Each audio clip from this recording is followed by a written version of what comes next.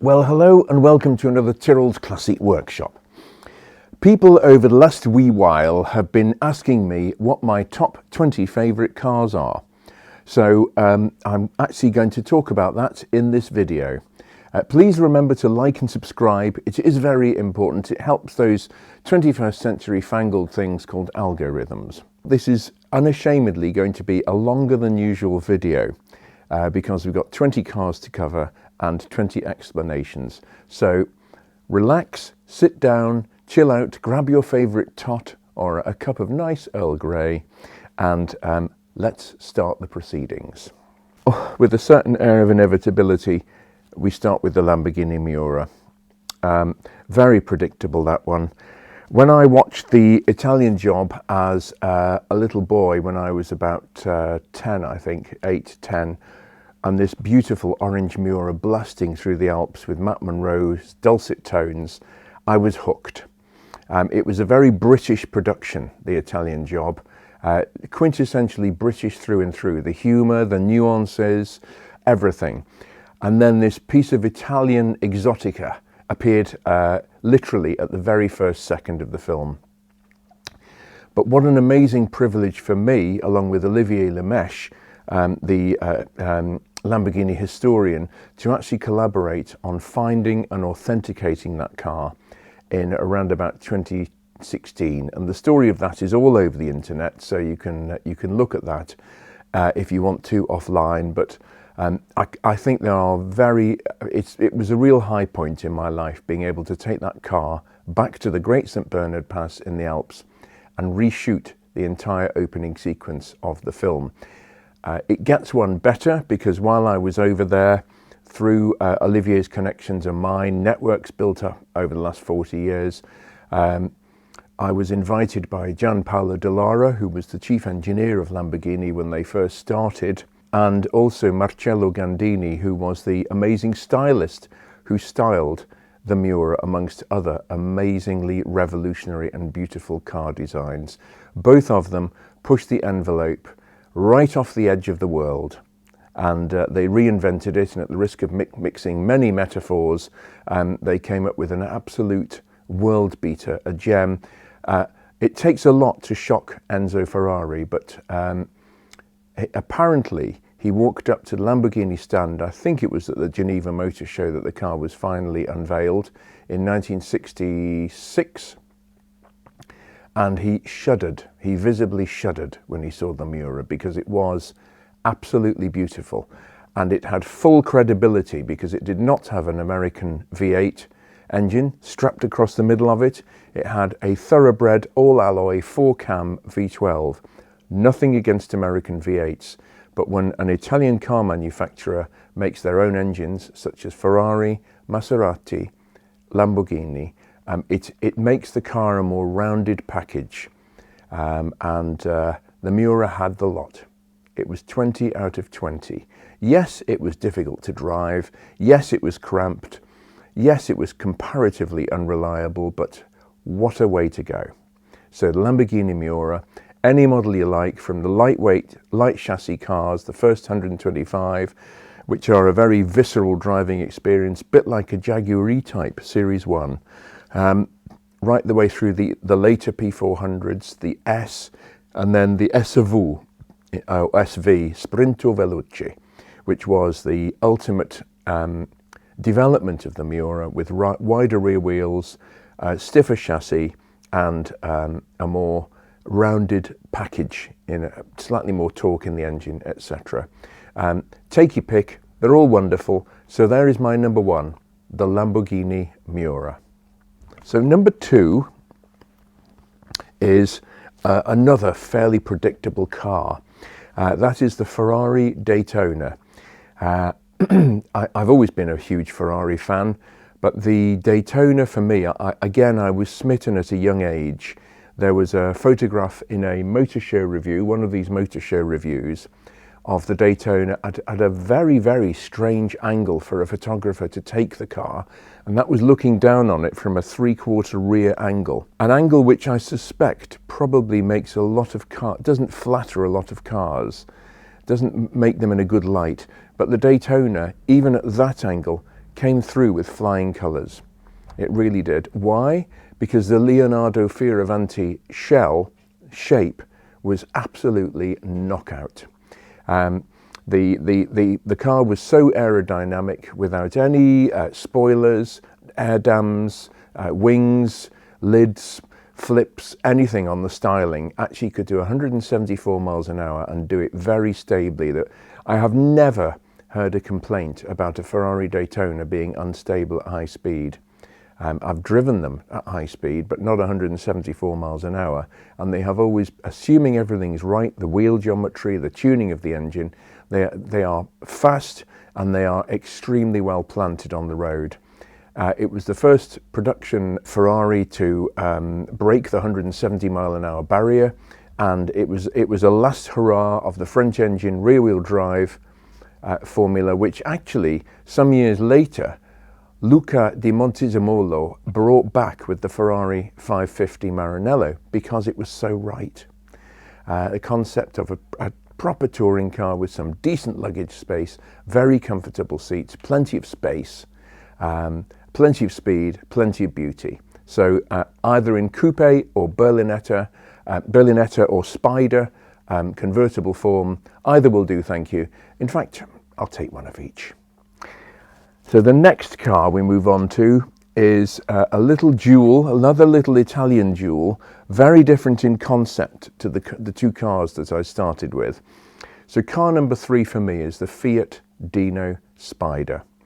When I was 21, with savings I had amassed, the grand total of £1,500, I bought a Fiat Dino Spider. This was in 1984 at the tender age of 21, and I had loads of fun. It was one of the hottest summers we've had on record, and yours truly was driving around in this convertible, gorgeous Ferrari V6 powered ex-Formula 2 detuned engine for the road, then made in quantity by the Fiat Foundry. A collaboration. The cars were a collaboration between Fiat and Ferrari when they were sort of sizing up each other, but for future collaborations on a much larger scale. But the Fiat Dino Spider, I had bags of fun in that car in that blazing hot summer. The whole concept of the Fiat Dino Spider, it's a relatively simple braking and suspension system with that jewel of a V6 engine. The looks are, this is a car where from some angles it looks absolutely gorgeous, and from others you think, ooh, maybe not quite. But in terms of fun and smiles per mile, and I covered one in a video quite a while back, car number 3 is the Fiat Dino Spider. Well, the next car on my list is a bit of a wild card. I did a video on this car a while back, and that is the Rolls-Royce Camargue. When these first came out in 1975, they were launched at the Earl's Court Motor Show in London. And I remember it was of such importance, this car, in a way. It was a bit of a game changer, really. That Gloria Hunniford, the radio presenter, I remember her on BBC Radio 2 live driving a Camargue at the Earl's Court Motor Show, and she was very nervous. This was the first of a handful of a very special car, and she was given the responsibility of driving it. And it made an impression on me as a young boy. I thought, gosh, you know, that car must be amazing. And of course, the car was amazingly expensive. It was the most expensive production car in the world. It was a huge percentage more expensive than the Rolls-Royce Silver Shadow. It was designed by Pininfarina, based on the likes of the Fiat 130 Coupe, the beauty of that car and the proportions and the line, just the savoir-faire of how everything is beautifully integrated into the styling on the Fiat 130. And then the Camargue came along, and you think, ooh, it didn't look anything like as nice as the Fiat 130 Coupe. In fact, it wasn't a particularly knockout design at all, but I happen to like the way the Camargue has aged. I've always liked the fact that it's been out there. It's a sort of production version of Lady Penelope's Rolls-Royce, of course drastically scaled down. I love the dashboard with the sort of aircraft-esque instrumentation, etc. And they actually, strangely enough, drive better than the Silver Shadows or the other Rolls-Royces, because the centre of gravity is lower, because Rolls-Royce put a lot of weight low down in the body, and they actually handle very well for so big a car. Yes, they're not fast. There's 1,001 reasons why you don't like the Camargue, but I just think they're a quirky car. I think that the quality of the Connolly Nuella, Connolly actually invented a new leather for the Camargue called Nuella, which was beautiful. It was vegetable tanned, of course, as the Connolly leathers were, but it was next level. And the whole car really had a huge push from Rolls-Royce, and they were frighteningly expensive. The reason why they pushed the envelope in another way was they took the Corniche concept and took it one step further, a sort of owner-driver type vehicle, a two-door car. Yes, it's got space for 4 people, but it's very much made for the driver. And that is why, that's one of my wild cards. I really like Camargues. Another predictable car in my collection would be the 4.5 litre supercharged Bentley. This was, according to Ettore Bugatti, it and its stablemates were the fastest trucks in the world. But fast they were, and great fun they were.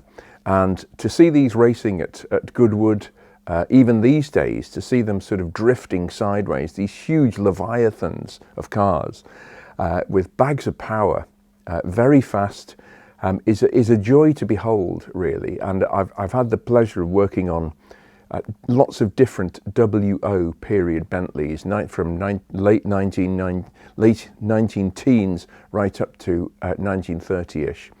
And the mighty 8 litre with that straight 6 engine with the locomotive drive, camshaft drive. I mean, W.O. Bentley was really a very, very clever man. He was a genius. Take your pick: 4.5 litre supercharged, 3 litre, 8 litre, speed 6. A W.O. Bentley is my next choice. Well, the next of my cars is another wild card, and that is the Toyota Supra 2.8i from around about 1983. When I first set up my business, Tyrrell Engineering, it was in 1984, and a family sort of brought their cars to me. They had a very interesting fleet of cars, including a Mercedes-Benz 450L SEL 6.9. But one of the family had a Toyota Supra, which at the time was brand new. And it wasn't long after I set up in business that the owner asked me to do a first service on the car, and it had that amazing digital dash that was the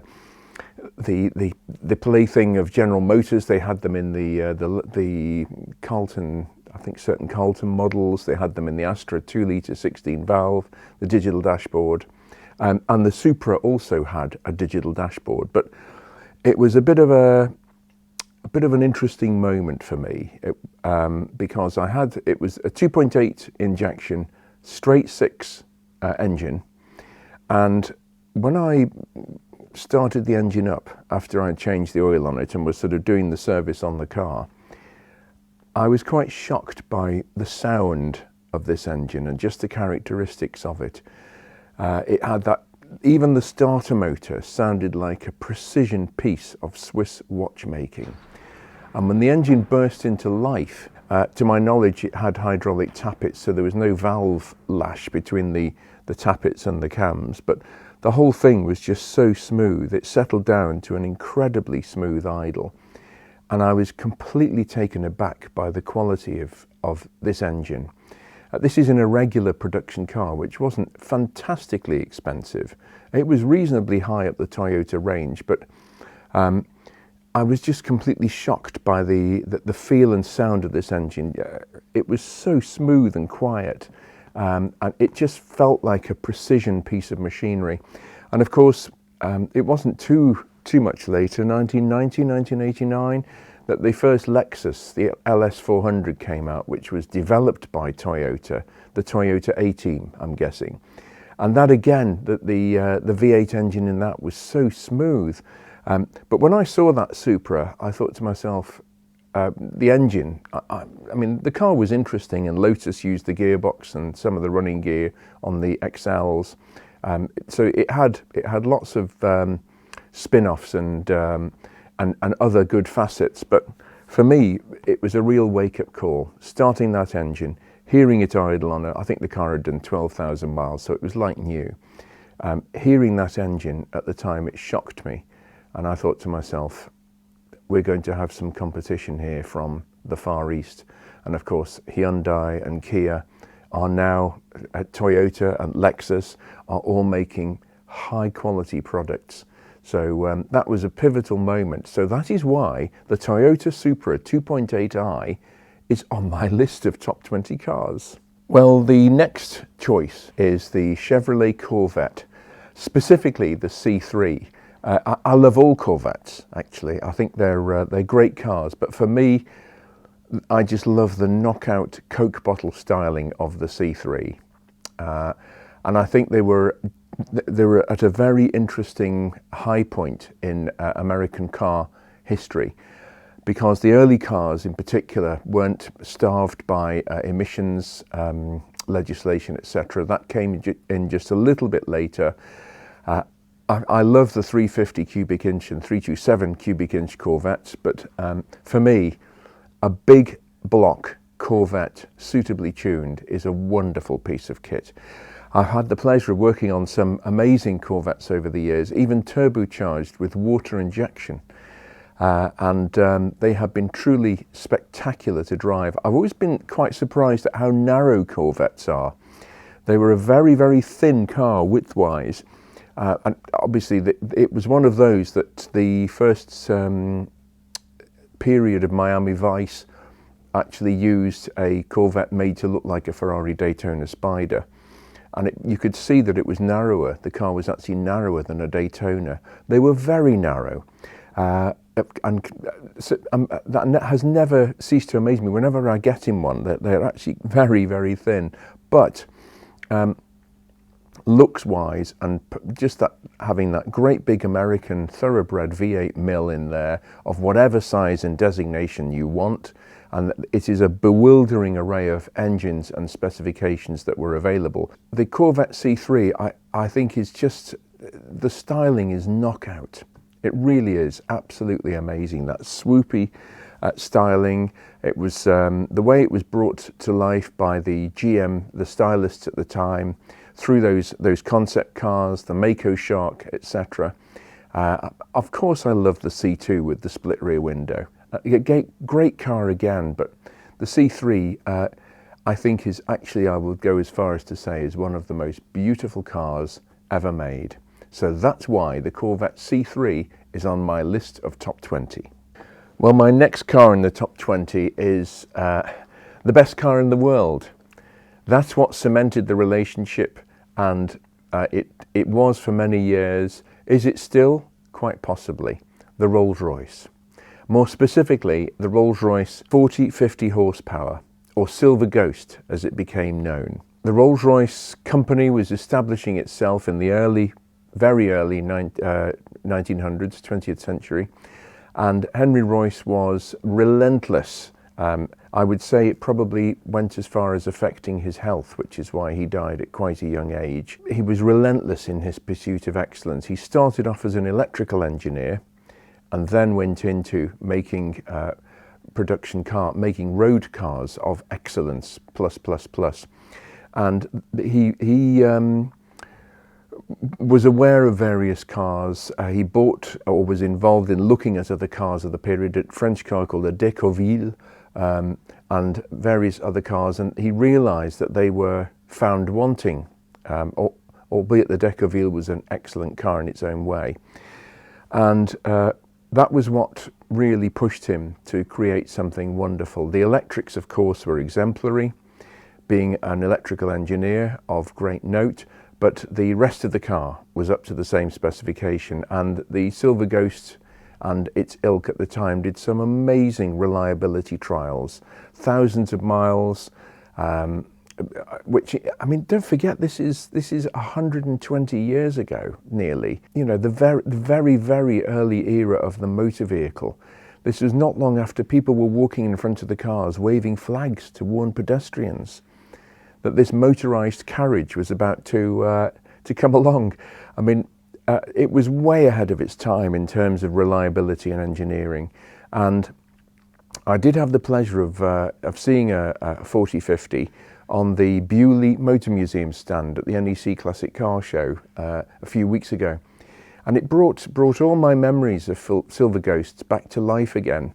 How smooth, how quiet, how powerful. I've had the pleasure of driving Silver Ghosts on several occasions, and they are just wonderful machines. They're still enchanting and very impressive.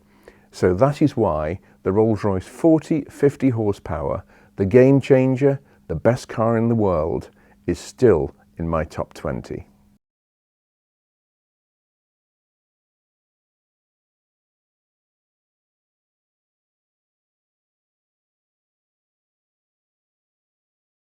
Well, the next car on my list was full of promise and was a superb product in its own right, but was let down by something that the British seem to excel in, and that is angst, trade union militancy, management incompetence, and resultingly driving out of business, really. And unfortunately, that's the Rover SD1.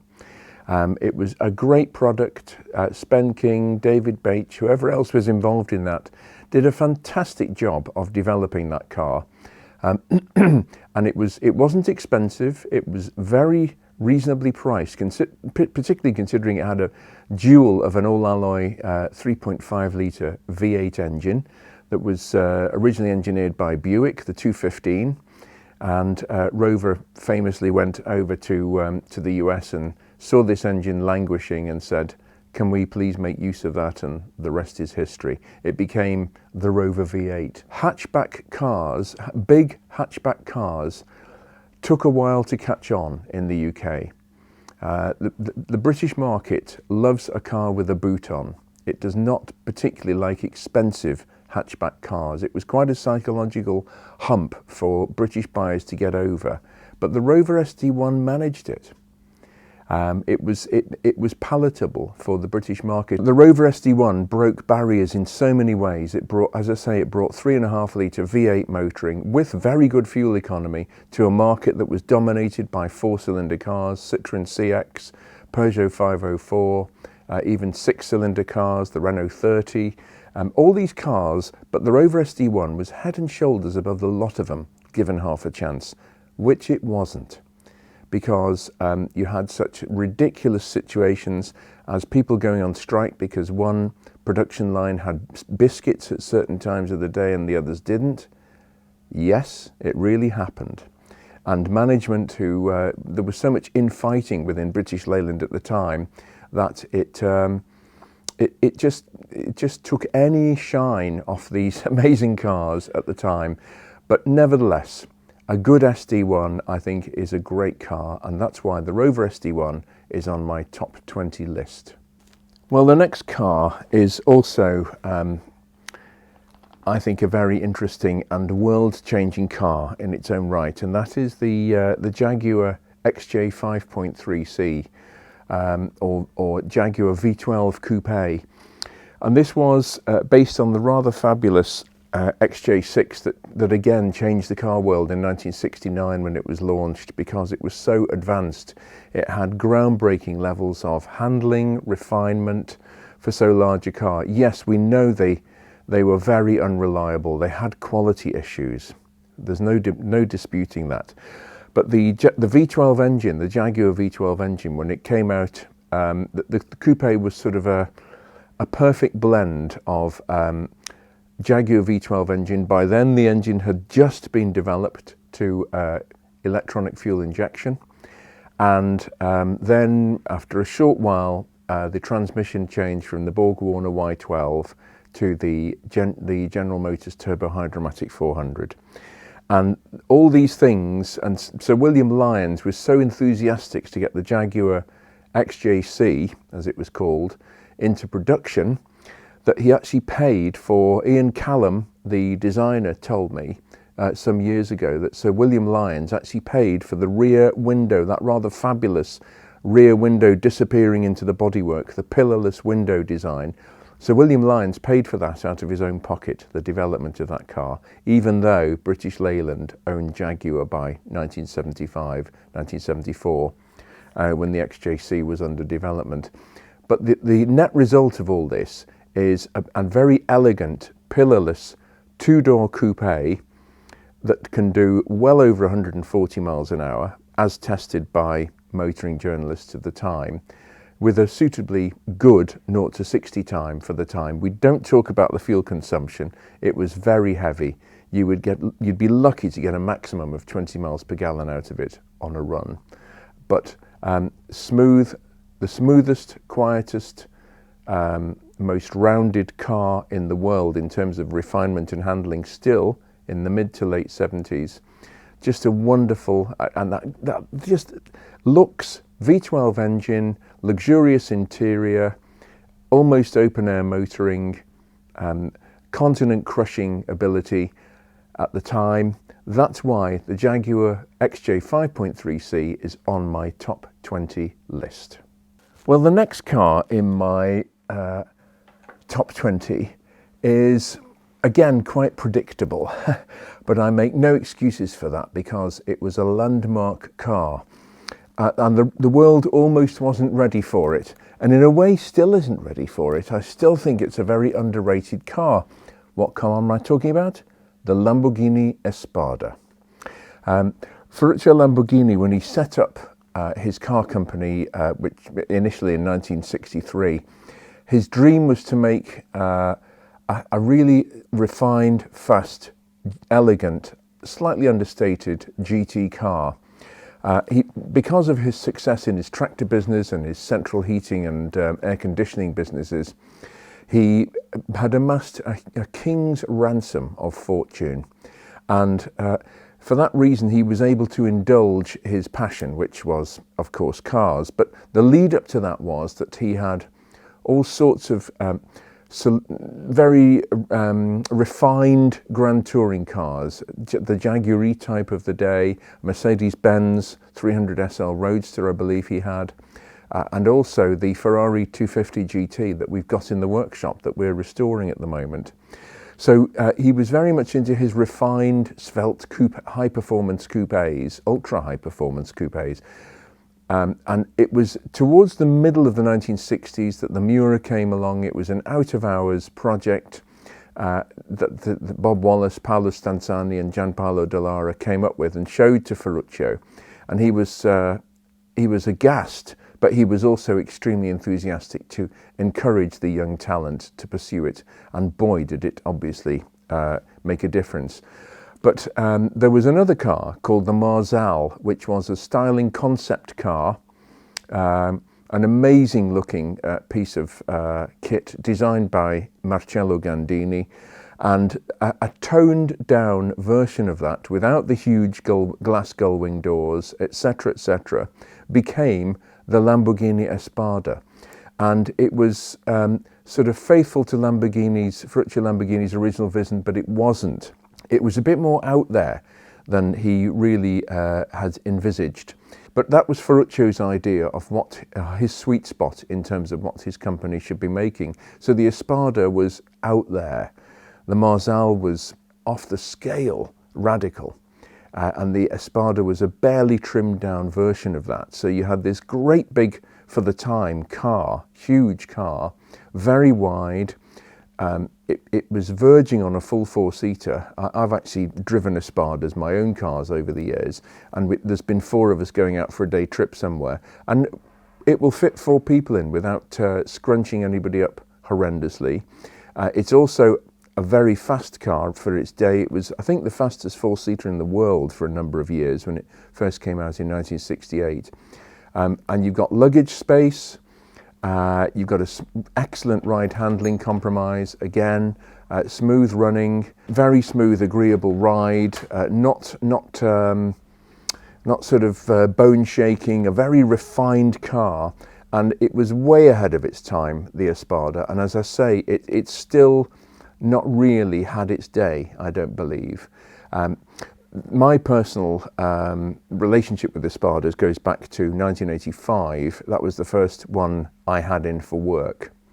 And I ended up buying that car from the owner, who was very ill in hospital and who passed away, actually, as I had done the deal with him and his wife. I'm very grateful to the Lamborghini Espada. I've had some wonderful epic journeys in my own Tahiti Blue example some years ago. But yeah, the Lamborghini Espada in all its forms, that is why that car is most emphatically in my top 20. Well, the next car in my top 20 is the Fiat 130 Coupe. I've always regarded these as a very exotic and very lovely, really. One has to realise that for me, the 1970s were my schoolboy days, and I was captivated by some of these cars, styling-wise. We didn't have the internet to just look at images or whatever.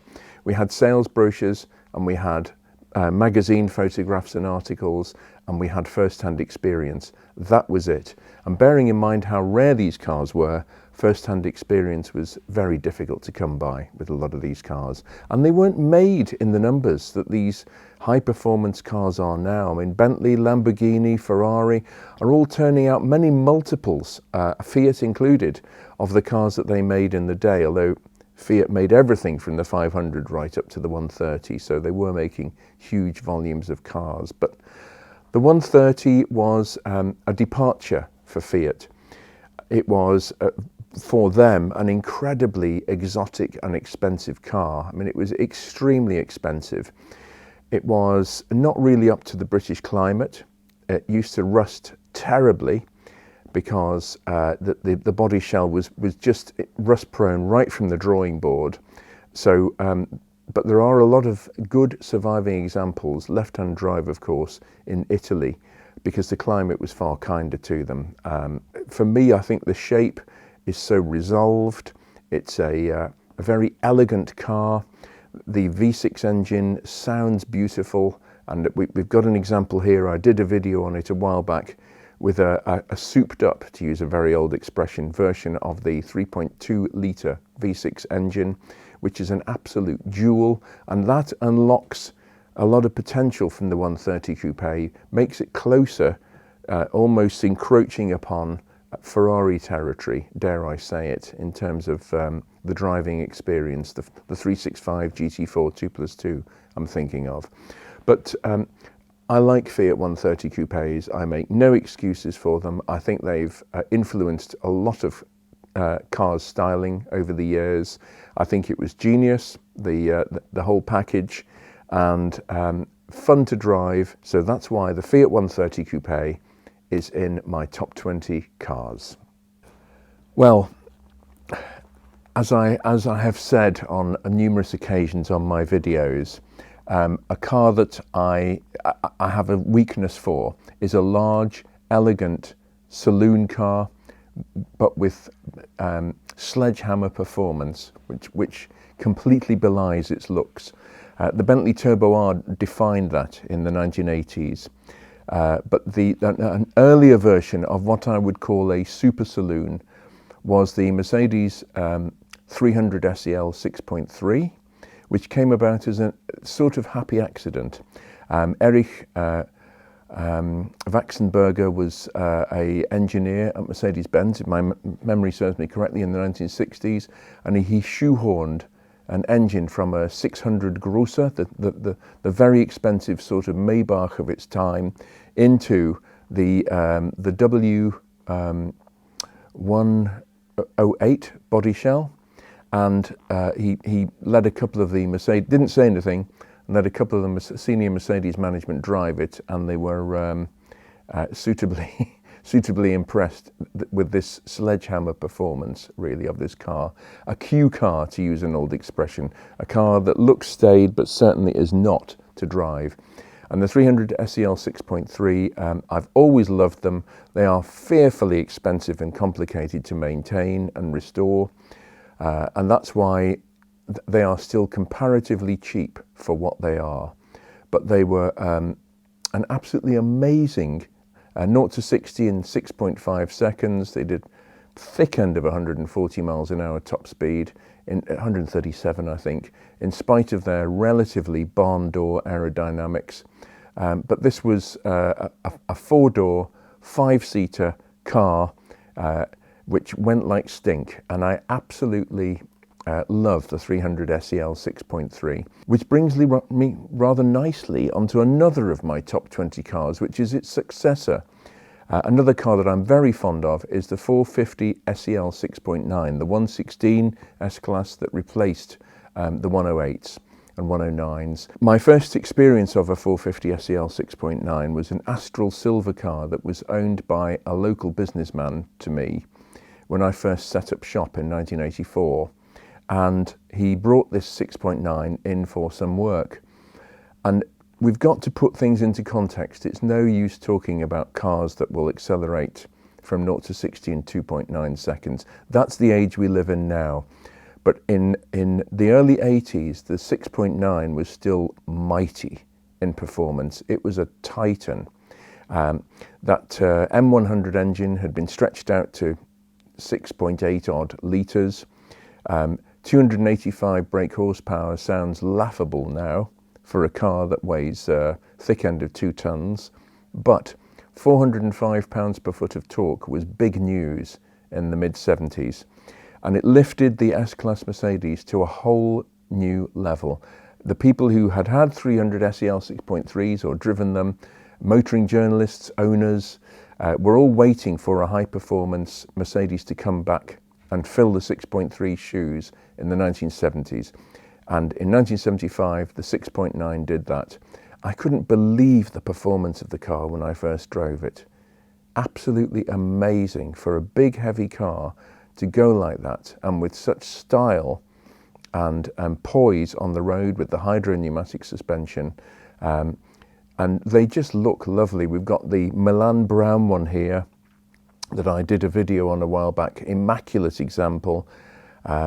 Yeah, just I have a soft spot for them again. I wasn't, you know, these were in my late teens, early 20s, a very impressionable age, and that is why the 450 SEL 6.9 is another of my top 20 cars.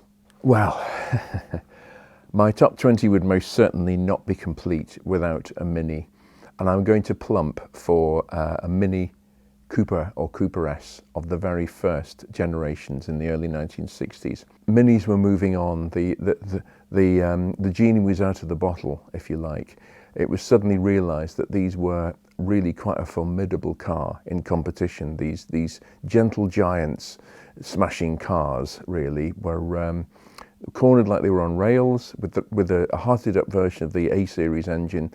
They went as well as they handled. And so for me, I mean, they came in so many iterations. There was the 970 Cooper S, there was the 997, 998, 1071, 1275. The list goes on. Various things for homologation purposes, etc. I'll go for the 1071 Cooper S, please, because they were current when I was born. So yeah, nice Mini Cooper S, Mark 1. Will do me just fine. That's why that's in my top 20 cars. Well, another car that is in my top 20 collection, slight wild card, is, but for auto historians possibly not, is the Stutz Bearcat. Not the one that was made in the 60s and 70s. I'm talking about the original Stutz Bearcat from the 19-teens, 1912 onwards, I think, from memory. And that was effectively a racing car for the road. It could even be described as the first supercar, if you are into your automobiles in a very a particular way. And it was a really rakish looking car, beautiful, with that the monocle windscreen, that crazy little monocle windscreen, the sort of cylindrical fuel tank on the back, the short chassis. They're just a great looking car, and with that 390 cubic inch, 6.4 litre engine, 4-cylinder, they really moved as well, because the body weighed nothing on it really. So you had a interesting to drive in driving wind and snow, but on a beautiful summer's day, a car that gets my vote is the original fabulous Stutz Bearcat. Another car that appeals to me a great deal. I haven't driven many of the earlier Bristols, but I have driven and worked on 411s and 412s, and they're not the prettiest cars in the world, but Bristol was an aircraft manufacturer during the Second World War and afterwards, and they copied and pasted, rather like Saab did, another aircraft manufacturer with their Viggen jet fighters and things like that. They copied and pasted their aircraft manufacturing standards and techniques over to cars. Bristol used American V8 power, the Chrysler 6.2 litre V8 engine, and they clothed it in their own bespoke handmade body with their own bespoke mechanicals like torsion bar rear suspension and things like that. But it actually works really well. A Bristol 411 or 412 it's one of those cars, once you sit inside the car with the wooden dashboard and the Connolly leather interior and all that stuff, you don't see the outside. So whether you like the shape or not, it doesn't matter. But the driving experience is great. And one of these days, I'm going to do a video dedicated to it. So for the moment, I shall say another one of my top 20 is the Bristol 411/412. Well, I'm going to roll three cars into one here, and that is because I like them all and they're all conceptually quite similar and from the same manufacturer. The three cars in question are the Citroën DS, the Citroën SM and the Citroën CX, and they are all very, very intertwined and closely related. Citroën again rocked the world when they introduced the DS in, I think, 1955 or thereabouts. It had at that time the red fluid, as it's called, self-leveling suspension, which was a game changer in terms of refinement and ride. And you had that swoopy sort of jet age styling of the early cars without the faired-in headlights, but still amazingly aerodynamic and advanced. The engine, or the CX and DS shared the four-cylinder engine, which ultimately ended up at 2.3 litres, electronically injected, which it doesn't sound a lot, but it propelled the DS along at quite a respectable speed because of its slippery shape, well over 100 miles an hour. The engine, it's quite funny, various engines. I mean, I've been dealing with Barry, who does our engine machining work. He's been doing my engine machining work for 40 years, bless him. And he said he never had a Citroën DS engine in for rebuild. In all the time he had his business. Never. They were an extremely strong and robust engine. I think they came from before 1955 in the models before that. It was a very old, solid, tried and tested engine. And they eventually developed that, if my memory serves me correctly, into the same engine that was used in the CX-25 GTI Turbo and Turbo 2. And I had 4 of those cars. I used to have no regard for Citroën whatsoever. I thought they were, apart from the connection with Rolls-Royce took their hydrogen pneumatic suspension and incorporated it into the Silver Shadow in 1965. But apart from that, I didn't really hold them in very much regard. I thought they were quirky, different, slightly mad with the self-centering, artificially self-centering DRAV steering. And I thought, I couldn't get Citroëns. And then I had one in for work, and I had to go to the south of France in it to work on a Mercedes 600. And I just fell in love with it. I thought, this is an amazing car for long journeys. It wafts along the road. It's got plenty of power. Okay, in 2.5 litre guys, it's a big capacity for a 4-cylinder engine without balanced shafts, etc. Particularly in a front-wheel drive layout where you had torque in play and torque steer and all that sort of stuff. But it did a very good job of it. So the SM is there, the CX is there because it was the successor to the DS and kept the bar very high. And then the SM, of course, the Special Maserati or Citroën Maserati. Maserati was taken over by Citroën around the cusp of 1970, and Maserati developed the V6 engine for the SM, which we know it had its flaws, primary timing chain, no tensioner on it, that sort of thing, sodium cooled exhaust valves breaking, but the SM is a lovely car, and I did a video on a car that we've got here in storage, a pale green metallic car. I did a video on that a long time ago, and it's proved hugely popular on the channel.